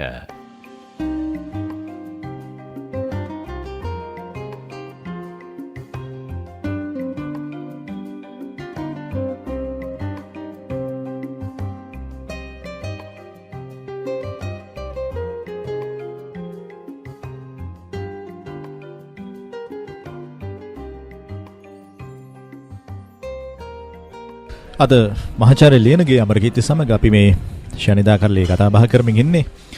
ඔබේ අලුත්ම කෘතිය. මතන මීට පෙරාතුව තමයි රළ නගන මිනිස්සු ආවේ. මතන රතුවිරි අඳින අතටත් පෙරාතුව නේද? අපි පොඩ්ඩක් ඒ ගැනත් කියමු. මේක මතන ඇමරිකානු නාට්‍යයක එක්තරා විදිහක පරිවර්තනයක්. ඔව් දැන් ගිය අවුරුද්දේ මගේ පොත් 3ක් ආවා. එකක් ඔය රළ නගන මිනිස්සු කියන මේ නාට්‍ය පරිවර්තනේ. ඒක Inherit the Wind කියලා තාම ජනප්‍රිය මේ ප්‍රසිද්ධ ඒ වගේම විශිෂ්ට ඇමරිකානු නාට්‍යයක පරිවර්තනයක්. ඒක පරිවර්තනය කරේ මේ අපේ පේරාදෙණිය විශ්වවිද්‍යාලයේ ළමයි එක්ක නිෂ්පාදනය කරන්න. මම නෙමේ අධ්‍යක්ෂණය කරන්නේ ප්‍රියන්ත ෆොන්සේකා. ඔහු ජ්‍යෙෂ්ඨ කතිකාචාර්යවරයෙක් ලලිත කලා අධ්‍යනාංශයේ. අපේ නාට්‍ය පුහුණුවීම් පටන් අරගෙන ඉන්නකොට සහරාන්ගේ ප්‍රශ්නය ආවා. ඊට පස්සේ කොරෝනා ආවා. දැන් මාස ගාණක් පහු වෙලා තියෙන්නේ. නමුත් තාම අපි තෝරගත්තු නළු නිලියෝ විශාල පිරිසක් අපිත් එක්ක ඉන්නවා. සැප්තැම්බර් 28 වෙනිදා ආයේ නළු වර්ණයක් තියලා අලුත් ශිෂ්‍ය ශිෂ්‍යාවෝ ඇවිල්ලා දැන් අපි නාට්‍ය නිෂ්පාදනය කරන්න යන්නේ. ඒක මම හිතන්නේ ලංකාවේ අපි හරියට නිෂ්පාදනය වුණොත් නාට්‍යයක් විදිහට අර ඔබ ඉස්සෙල්ලා සඳහන් කරපු බුද්ධිමය සංවාදයට ගොඩක් දායක වෙන්න පුළුවන් නාට්‍යයක්. ඒකෙදි අදහස් කරන්නේ ඒකේ මූලික තේමාව තියෙන්නේ ආගමික දෘෂ්ටිවාදය රටක ප්‍රධාන දෘෂ්ටිවාදය බවට, එකම දෘෂ්ටිවාදය බවට පත් වුනහම ඒ රටේ මිනිස්සුන්ගේ නිදහස් චින්තන ශක්තියට මොකද වෙන්නේ? නිර්මාණ ශක්තියට මොකද වෙන්නේ? සිතීමේ හැකියාවට මොකද වෙන්නේ කියන ප්‍රශ්නේ. ඒක ඇමරිකාව පසුබිම් කරගෙන ලියවුණාට ඒක විවිධ ආකාරවලින් අද අපිටත් අදාළයි. නිසා මම හිතන්නේ ඒක ගොඩක් අපි කවුරුත් කියවන්න ඕනේ පොතක් කියලා මම හිතනවා.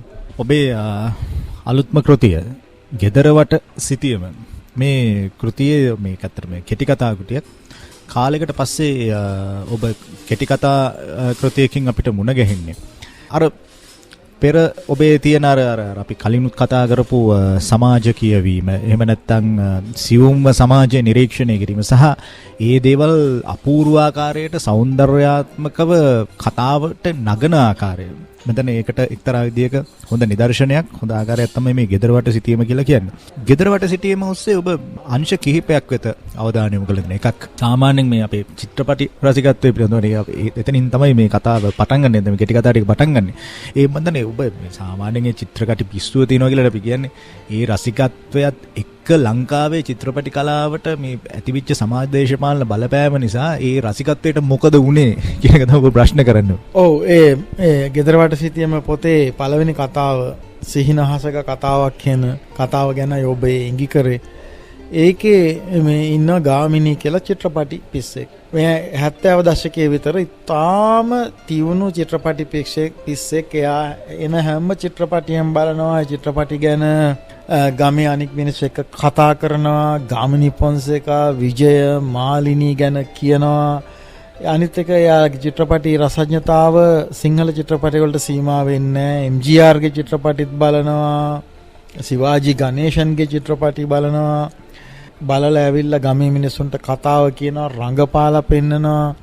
හැන්දෑවේ ගෙදර පිලේ එක ඉඳගෙන බුලත් ටිකක් කනකොට, බත් ටිකක් කනකොට ඒ චිත්‍රපටි ගැන කතා කරනවා.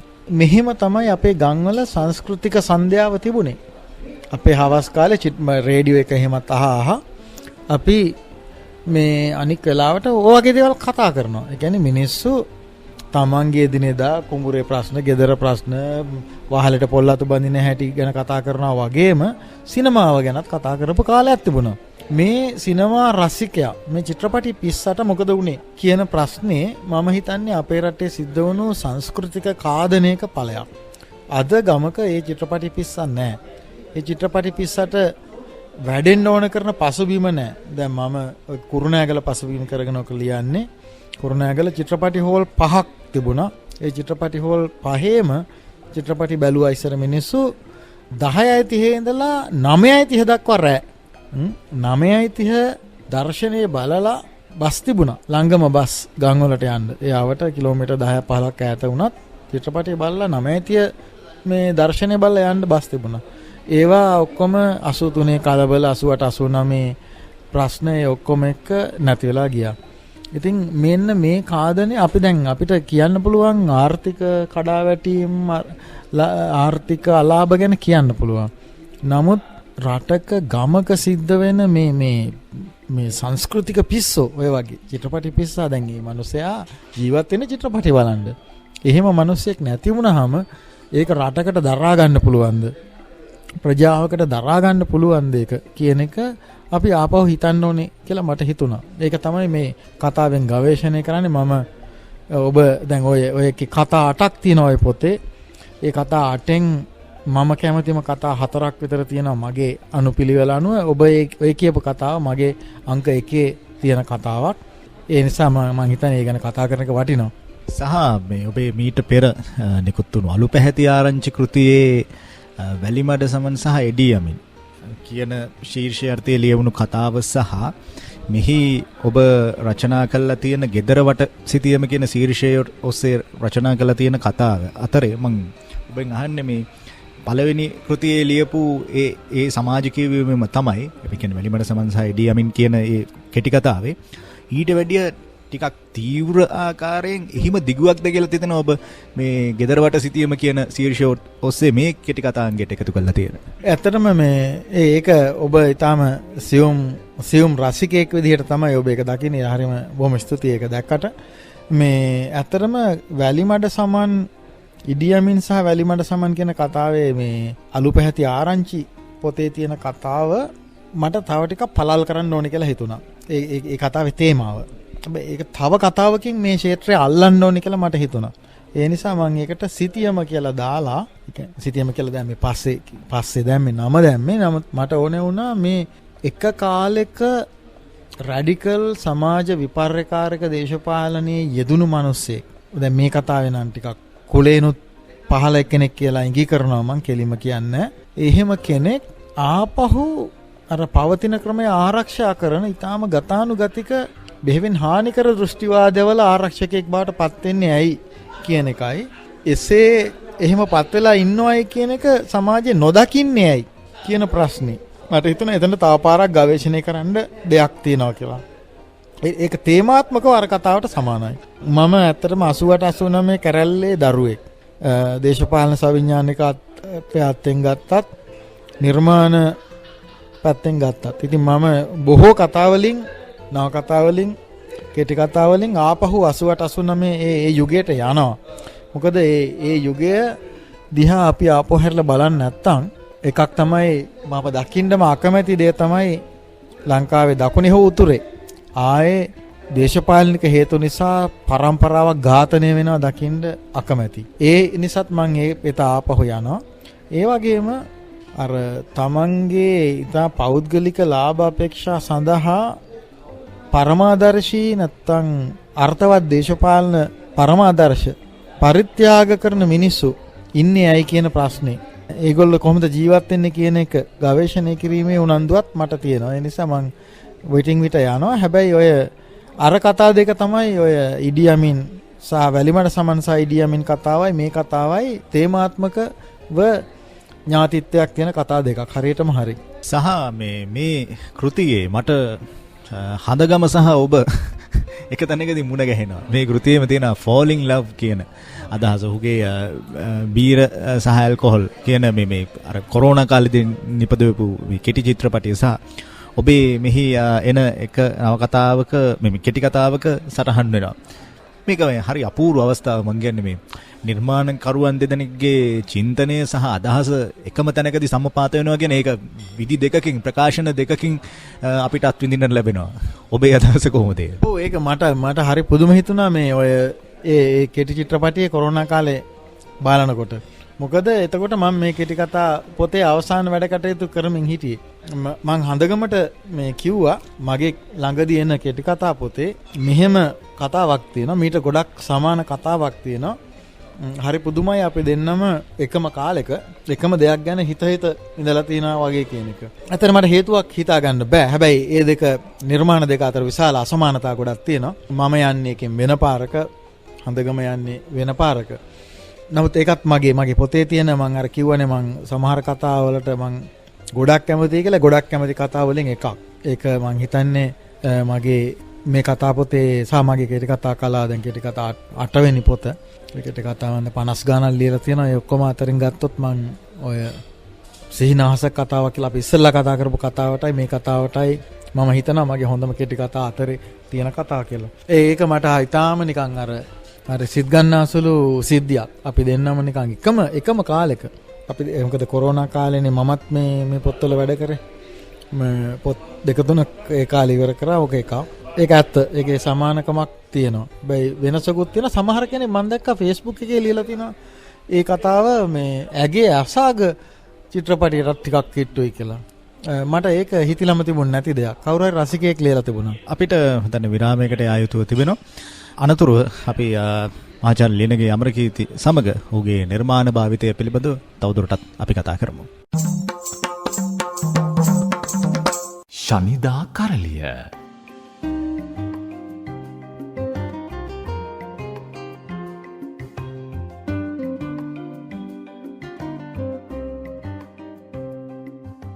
අද මහාචාර්ය ලියනගේ අමරකීර්ති සමග අපි ශනිදා කරලිය මේ හල්ලාපසල්ලා පේදමින් සිටින්නේ එතුමාගේ නිර්මාණ භාවිතයන් පිළිබඳව.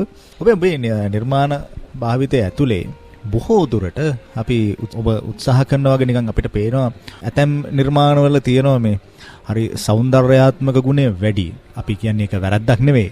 නමුත් ඔබ ඒ සෞන්දර්යාත්මක ගුණයට වැඩිය ඒවත් අන්තර්ගත කරලා ඔබ හරි සියුම් විදිහට සමාජ කියවීම පැත්තට තමයි වෙන්නේ. ඇතැම් අවස්ථාවලදී ඔබේ කතා කෙටි කතාවට වෙන්න පුළුවන්, නව කතාවට වෙන්න පුළුවන්. ඔබ 88 89 කාල පරිච්ඡේදය ඔබ කලිනුත් කියවනේ ඒ කාලේ දරුවෙක් ඔබ කියලා. ඒ නිසා ඒ අත්විඳපු කාරණාත් එක්ක ඔබ ටිකක් ඒවා නැවත කියවමින් අපිට නොපෙනෙන මානයන් ඔබ විවිධ කතාංග ඔස්සේ ගේන්න උත්සාහ කරනවා. දැන් මේ කෙටි කතා පොතේම අපිට හිතා ගන්න බැරි එක්තරා විදියක අවස්ථා මේ කතා නොකරන එහෙම නැත්නම් අවධානය නොවෙන අවස්ථාවක් තමයි මේ බිරිඳ පිටරට ගියාට පස්සේ ඇතිවෙන යම් සිද්ධීන් ඔබ මේ කෙටි කතාව ඔස්සේ හරි සූක්ෂම විදිහට හසු කරගෙන තියෙනවා. එතකොට අපි කලින් කතා කරපු අර රසිකත්වයට නැත්නම් අපේ තිබිච්ච අර සංස්කෘතික ජීවිතයට කොහොමද 88 89 බලපෑම් කළේ? ඒ වාදී වශයෙන් ඔබ ටිකක් සමාජ කියවීම පැත්තට ඔබේ සාහිත්‍ය භාවිතය ඔබේ නිර්මාණ භාවිතය වැඩි කරලා තියෙන හිතාමතාමද නැත්නම් ඒක ඔබේ නිරායාසයෙන්ම ඔබට එන දෙයක්ද? ඒක ඊටම හොඳ ප්‍රශ්නයක් නෑ. ඒක එක පැත්තකින් සවිඥානික දෙයක්, එක පැත්තකින් නිරායාස දෙයක්. ඒ දෙක එකක් කොතනින්ද ඉවර වෙන්නේ අනික කොතනින්ද පටන් ගන්න කියලා කියන්න බෑ. ඕකට මේ ඊටම හොඳ මේ උත්තරයක් ඔය ප්‍රශ්නෙට සල්මාන් රුෂ්ඩි එක සැරයක් කිව්වා. එයා 20 වෙනි සියවසේදී සම්බන්ධයෙන් කිව්වේ 20 වෙනි සියවසේදී සමාජ දේශපාලන කටයුතුයි පෞද්ගලික ජීවිතය අතර ඉස්සර තිබුණු පරතරේ නැහැ. දැන් උදාහරණයකට එයා කිව්වේ ජේන් ඔස්ටන් වගේ අය ඔය එමා වගේ නවකතාවක් Sense and Sensibility වගේ නවකතාවල් ලියනකොට එයාට ඉහළ මධ්‍යම පන්තික බ්‍රිතාන්‍ය ගෙදරක් අරගෙන ඒ ගෙදර ඇතුලේ සම්පූර්ණ නවකතාවම ලියන්න පුළුවන්. බාහිර සමාජයේ යුද්ධය ගැනවත් අධිරාජ්‍යවාදය ගැනවත් කිසිම දෙයක් ගැන නොලියා. ඒ කියන්නේ එහෙම ජීවිතයක් තිබුණා.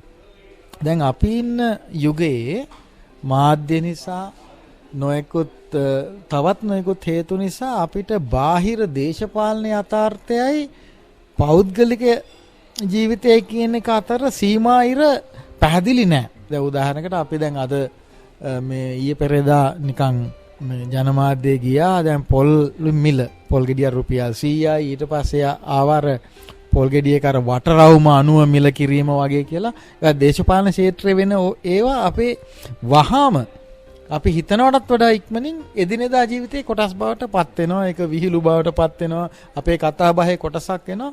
ඒ කියන්නේ ආර්ථික දේශපාලනික දේවල් අපි හිතනවට වඩා වේගෙන් අපේ ජීවිතේට දැන් එනවා 21 වෙනි සියවසේදී. එතකොට මේ අපේ ජීවිතය ගැන ලියද්දී අරව නොදැක්කා වගේ ඉඳගෙන වෙන් කරලා ලියන්න හරි අමාරුයි. ඒක 19 වෙනි සියවසේදී ජේන් ඔස්ටන්ට තිබුණු ඒ වාසනාව දැන් අපිට නැහැ.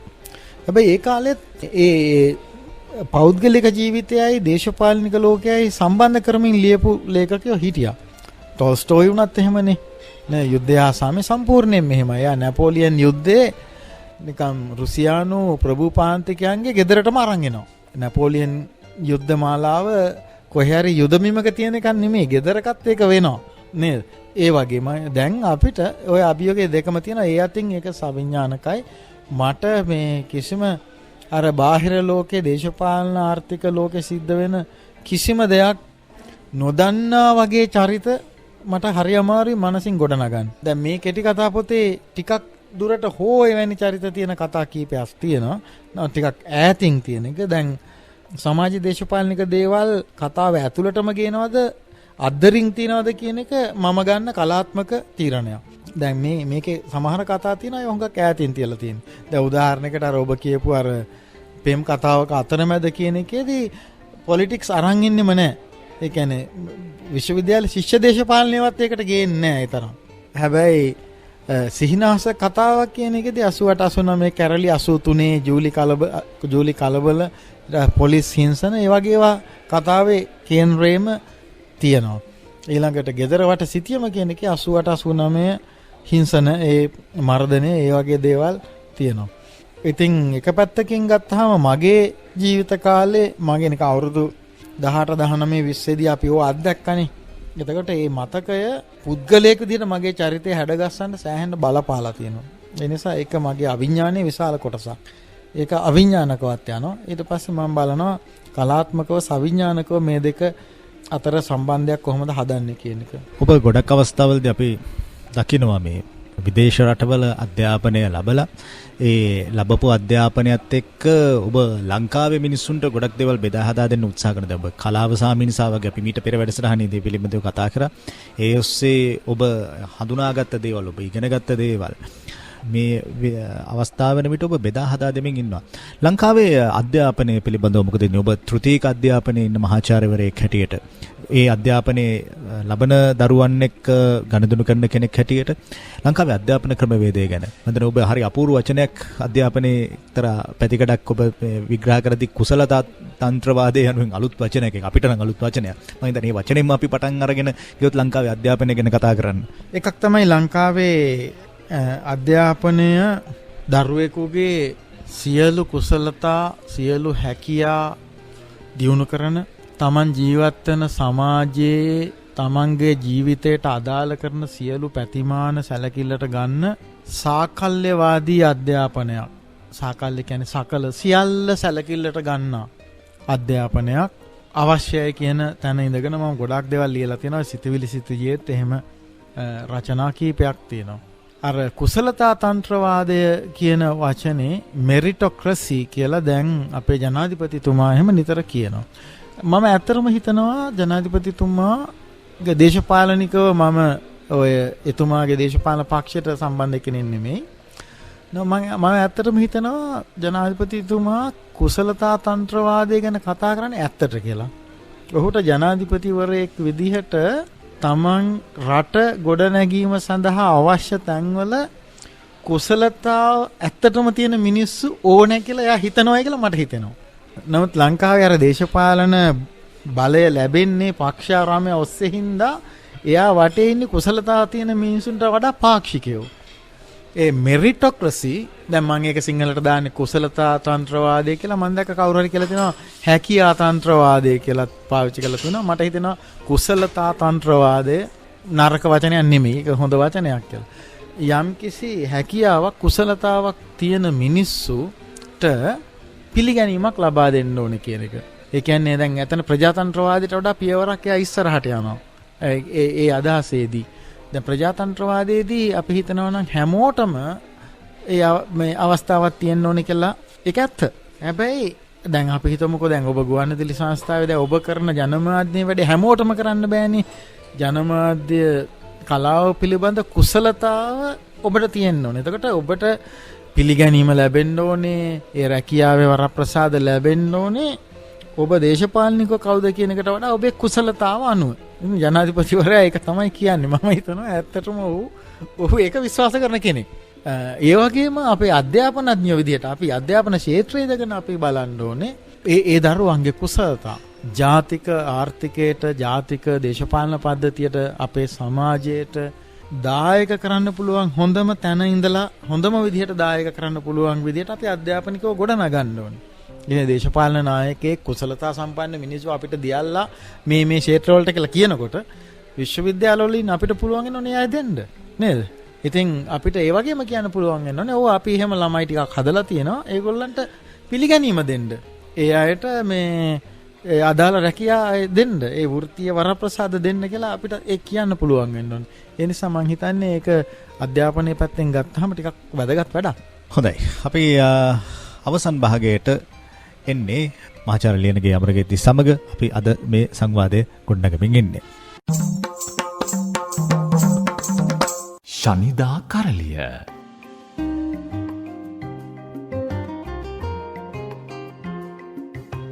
හොඳයි. අපි මහාචාර්ය ලියනගේ අමරකීර්තිත් එක්ක අද මේ ශනිදා කරලියේ කතා බහ කරමින් ඉන්නේ. ඔබ මෙතන මේ වසරේ නිකුත් කරපු පළවෙනි කෘතිය තමයි මේ ගෙදර වට සිටියම. තව නොබෝ දිනකින් තව එක කෘතියක් එන්න තියෙනවා. පසුගිය වසරේදී කෘති 3ක් ඔබ නිකුත් කරා. සිටිවිලි සිටිජ, රළනගන මිනිස්සු සහ රතුවිරි අඳින අත කියන කෘතිය.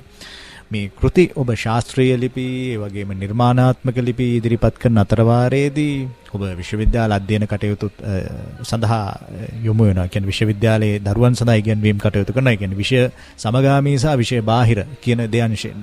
ඔබ සමාජ ව්‍යාපාරවලත් අපි නිරන්තරයෙන් දකින දේශනවලත් ඉන්නවා. ඒ අතරවාරයේදී ඔබේ Facebook ගිණුමට ගියොත් ඔබ වගාදිගා කරන දේවල්, ඒ දේවල් පිළිබඳව ඔබ ඒ කාර්යවලත් නිරත වෙනවා. මෙච්චර වැඩ ගොඩක් කරන්න කොහොමද මේ පැය 24 ඔබ යොදාගන්නේ?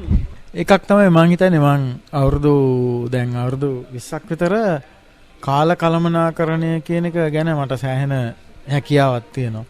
එකක් තමයි මට මේ මම හිතන්නේ කාලයක් අර මෙහෙම කියන්නම්කෝ අපි ඇමරිකා එක්සත් ජනපදයේ පශ්චාත් උපාධි කරනකොට අපිට දැන් උදාහරණයකට අපිට තිබුණ එක සැරයක් නවකතාව ගැන පාඨමාලාවක්. ඒ පාඨමාලාවේ නවකතා 14ක් තිබුණා.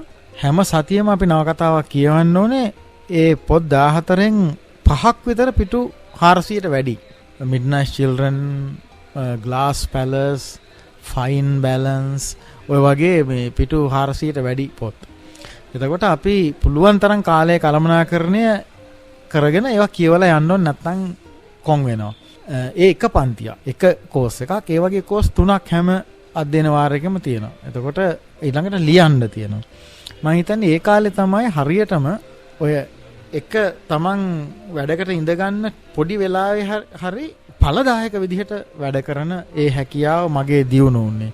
ඊට පස්සේ ඒක තව නොයෙක් උපක්‍රම තියෙනවා මං තෝරගෙන මේ කාලය පාවිච්චි කරන්න. එකක් තමයි දැන් මම මධ්‍යම පන්තික රැකියාවක් කරන නිසා ගෙදර වැඩට මම එක්කෙනෙකු උදව්වට කියන්නේ සේවිකාවක් ඉන්නවා.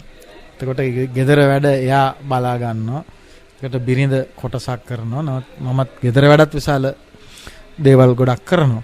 නමුත් අපි ඇත්තටම ටිකක් මේ ගොඩාක් තමන් තෝරගත්තු ක්ෂේත්‍රයේ අවංකව වැඩ කරන්න ඕන කියලා හිතාගත්තාම මේ කාලය හදාගන්න කෙච්චර අමාරු නෑ.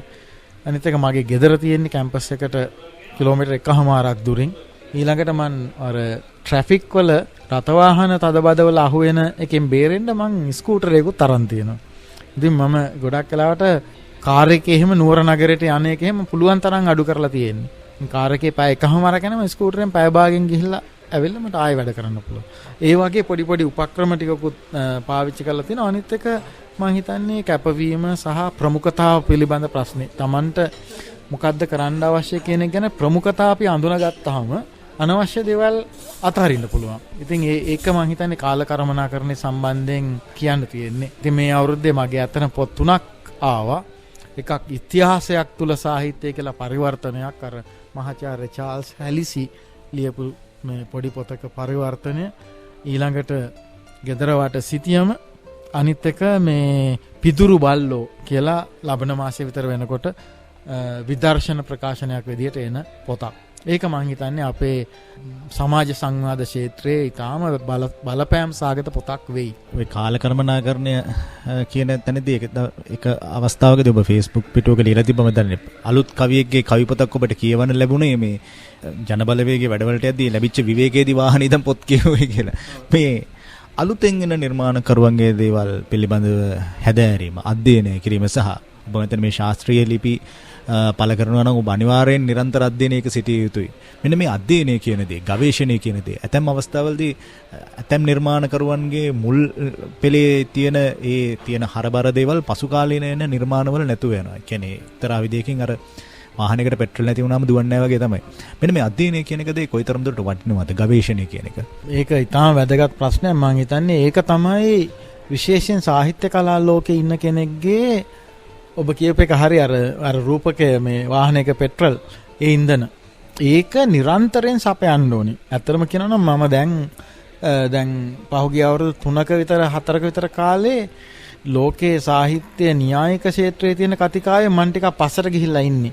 මට මේ දැන් පහුගිය අවුරුදු වල එහෙම ඇමරිකාවේ සහ යුරෝපයේ සාහිත්‍ය න්‍යායික ක්ෂේත්‍රයේ සිද්ධ වෙන කතිකාව ඇත්තටම මොකද්ද කියලා මට හුඟක් සමීපව හදාරන්න අවස්ථාවක් ලැබිලා නැහැ. මොකද මං වෙන මෙහි උගන්වීමේ කටයුතු අරම යන නිසා.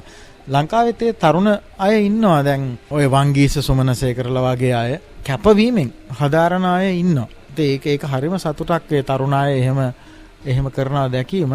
හැබැයි මම විවේකයක් ආපු ගමන් මම නිරන්තරයෙන් බලනවා ලෝකීය සාහිත්‍ය ක්ෂේත්‍රයේ දැන් න්‍යායික කතිකාව කොයි වගේද, මොනවද හොඳ සාහිත්‍ය කෘති, මම ඒවා මේ එහෙ ඉන්න යාළුවෙක් මාර්ගෙන් ගෙන්න ගන්නවා, නැත්නම් මං අන්තර්ජාලයෙන් ඔස්සේ මිලදී අරන් කැපෑලෙන් ගෙන්න ගන්න. මේ කොරෝනා හින්දා ඒක පොඩ්ඩක් අඩු වුණා. ඒ නිරන්තරයෙන් අපි මේ සාමාන්‍යයෙන් කියන්නේ ටච් එකේ ඉන්නවා කියලා නේ. ඒ වගේ නිරන්තරයෙන් අපි ඒ ලෝකයේ ස්පර්ශ කරමින් ඉන්න අවශ්‍යයි. ඒක තමයි මං හිතන්නේ සක්‍රීය බුද්ධිමතෙක්ගේ, සක්‍රීය නිර්මාණශීලී කෙනෙක්ගේ කාර්යය. ඒක නම් අත්‍යවශ්‍යයි. අපි දකිනවා ලංකාවේ දැන් මේක අධ්‍යාපන ක්ෂේත්‍රයට එක පැත්තකින් සම්බන්ධයි. දැන් තෘතීක අධ්‍යාපනයේ ඉහළ අවස්ථාවලදී අපි දකිනවා යම් වෙලාවකදී ඔවුන්ගේ අධ්‍යයනවලදී ඔවුන්ට බාහිර කියවීම් ලබා දෙනවා. ඒ අතර වාරයේදී අපි කියන්නේ නිබන්ධන කරන්න අවස්ථාවක් ලබා දෙනවා.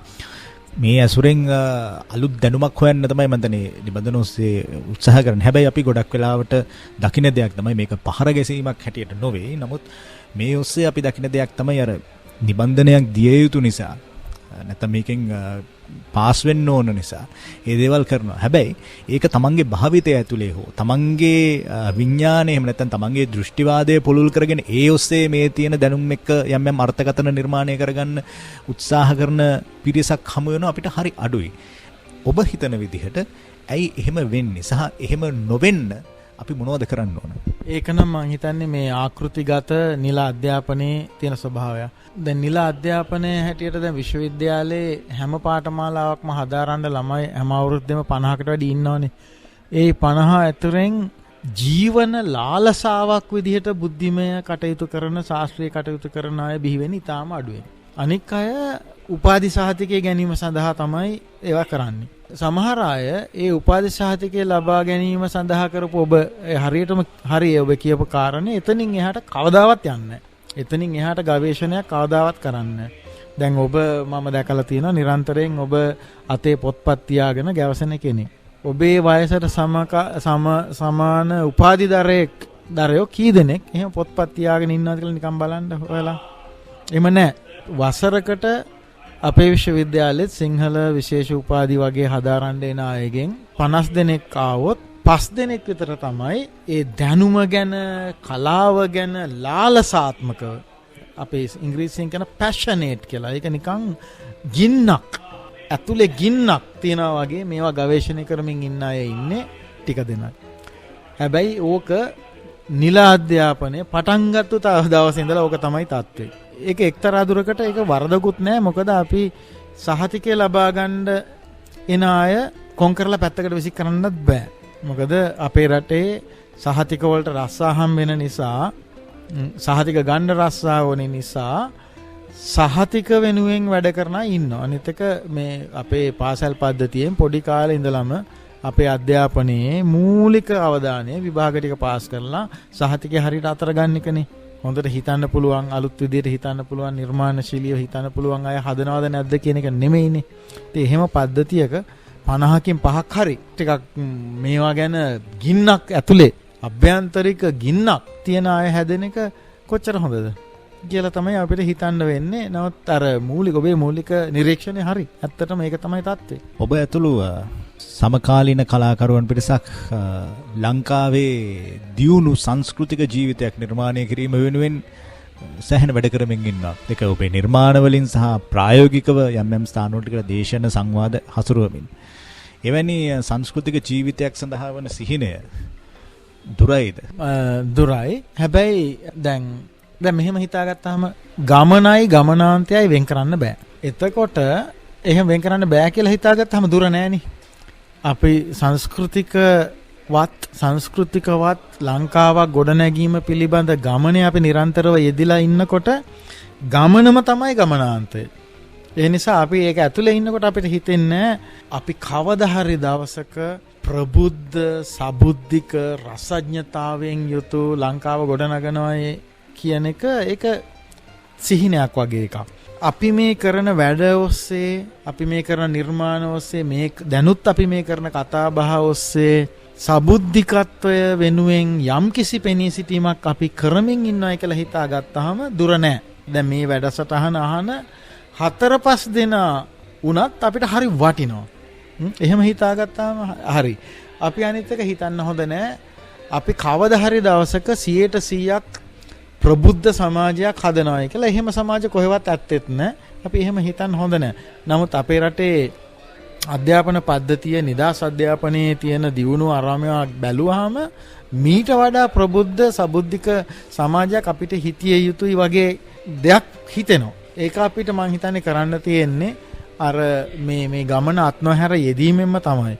ඒක මං ඊටාම ආසාවෙන් කියවන පොතක් තියෙනවා. ඒ පොතේ මාතෘකාව මේ අපි ඇවිදලාම තමයි පාර හදන්නේ කියලා. We make the road by walking. මේ වගේ දේවලුත් ඒ වගේ තමයි. අපිට සමාජය ප්‍රබුද්ධ කරන්න බෑ නිරන්තරයෙන් ප්‍රබුද්ධත්වයේ සබුද්ධිකත්වයේ පිළිබඳ වැඩ අපි නොකර. එහෙමයි මම හිතන්නේ. හොඳයි. අපි ඔබේ ගමනට සුබ ප්‍රාර්ථනා කරනවා. මම දැන් පිදුරු බල්ලෝ බොහොම ඉක්මනින් අපාතටපත් වේවි. ඒ පත්වීමත් එක්ක අපිට බොහෝ දේවල් කතා කරන්න තවත් අවස්ථාවක් ඉදිරියේදී ලැබෙවි. බොහොම ස්තුතියි මහාචාර්ය ලියනගේ අමරගීත මහත්මයා. අද වැඩසටහනට එක්කාසු වුණාට. බොහොම ස්තුතියි මට මේ අවස්ථාව ලබා දුන්නාට. එවනම් අපි අදට ශනිදා කල්ලෙන් නික්ම යනවා. ලැබෙන සතියේ යලිත් මුණ ගැහෙන බලාපොරොත්තු වෙන්න.